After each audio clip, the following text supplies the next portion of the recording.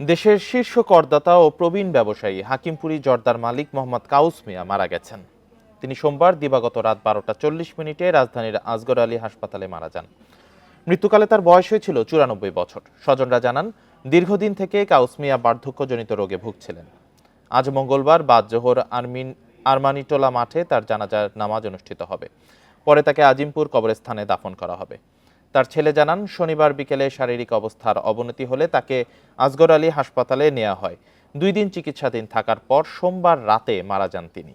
হাকিমপুরী জর্দার মালিক দেশ সেরা শীর্ষ করদাতা হিসেবে মোহাম্মদ কাউস মিয়ার সুনাম ছিল দেশ জুড়ে।